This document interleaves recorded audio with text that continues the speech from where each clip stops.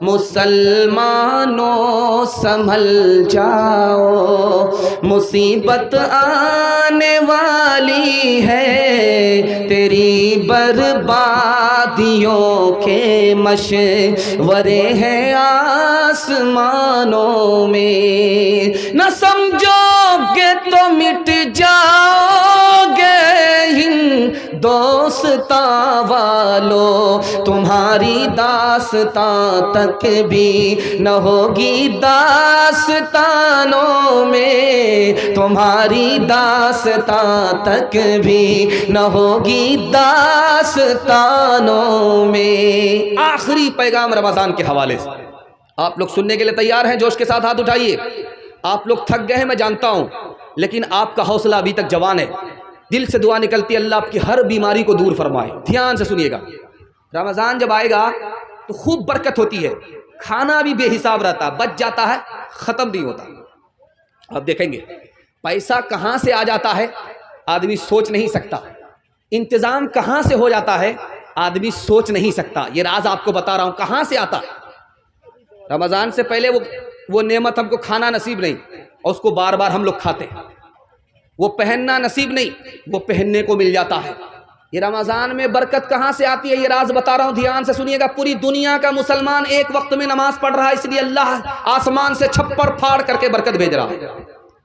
پوری دنیا کا مسلمان ایک وقت میں نافرمانی نہیں کر رہا ہے، اللہ کی فرما برداری کر رہا ہے، اس کی برکت ہے، اللہ چھپر پھاڑ کر کے دے رہا ہے۔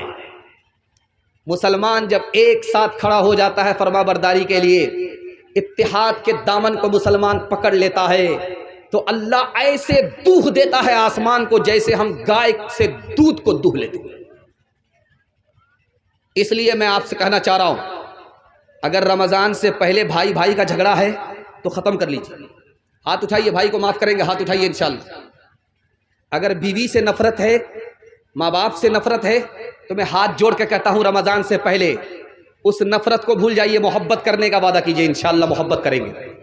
تیسری چیز، آپ کا بھائی غریب ہے، آپ سے حالت اس کی اچھی نہیں ہے، آپ رمضان سے پہلے وعدہ کیجئے کہ ہم ان کی مدد کریں گے، انشاءاللہ آپ کا رشتہ بھائی سے ایسا مضبوط ہوگا کہ کوئی کاٹ نہیں سکتا، کوئی توڑ نہیں سکتا۔ ہاتھ اٹھا کر کے وعدہ کیجئے دوسرے کی مدد کریں گے انشاءاللہ۔ اب میں آپ کو راز بتا رہا ہوں، دھیان سے سنیے گا۔ 3 آدمی بیٹھے ہوئے تھے چائے کی دکان میں، چائے پی رہے تھے۔ اس میں ایک مسہر بیٹھا ہوا تھا، ایک ڈوم بیٹھا ہوا تھا، ایک مسلمان تھا۔ 3 آدمی تھے بیٹھے ہوئے۔ یہ مسلمان کہتا ہے ڈوم سے کہ تو میرا بھائی ہے، تیرے ماں باپ بھی ایک ہے، وہی ہمارے ماں باپ۔ مسہر سے کہہ رہا ہے، دلت سے کہہ رہا ہے کہ تمہارے ماں باپ ایک، تو میرا بھائی بھائی ہے۔ تو دونوں نے کہا، مسہر نے اور ڈوم نے کہا، اگر تو میرا بھائی ہے تو میرا جوٹھا پی کر کے دیکھا، میں چائے پی رہا ہوں، میرا جوٹھا پی کر کے دیکھا۔ ڈوم نے پیا تھا تو مسہر سے کہا تم میرا جوٹھا پی کر کے دکھاؤ، اس نے پی کر کے دکھا دیا۔ اب باری آئی مسلمان کی، جوٹھا پینا ہے، دعویٰ ہے کہ تم بھائی ہو تو ثابت کرو، جوٹھا پی کر کے دکھاؤ۔ تو مسلمان کہتا ہے کہ میں تو پی لیتا، کیا کیجئے گا، میرا روزہ ہے، جیسے پیوں گا میرا روزہ ٹوٹ جائے گا۔ تو وہ ڈوم کہتا اگر تمہارا روزہ تھا تو چائے کی دکان میں کیوں بیٹھا ہوا ہے، ضرور گھوٹالہ ہے۔ تیسری مثال آ رہی ہے، دھیان سے اس کو سنیے گا۔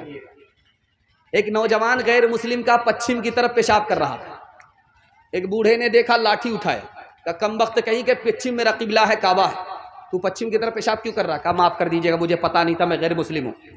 اگلے دن دیکھا کہ وہی بوڑھا مسلمان پچھم کی طرف پیشاب کر رہا ہے۔ اب یہ جوان رک گیا کہ ذرا چچا سے پوچھیں گے، کل تو یہ لاٹھی اٹھا رہے تھے، آج خود ہی پچھم کی طرف پیشاب کر رہا ہے۔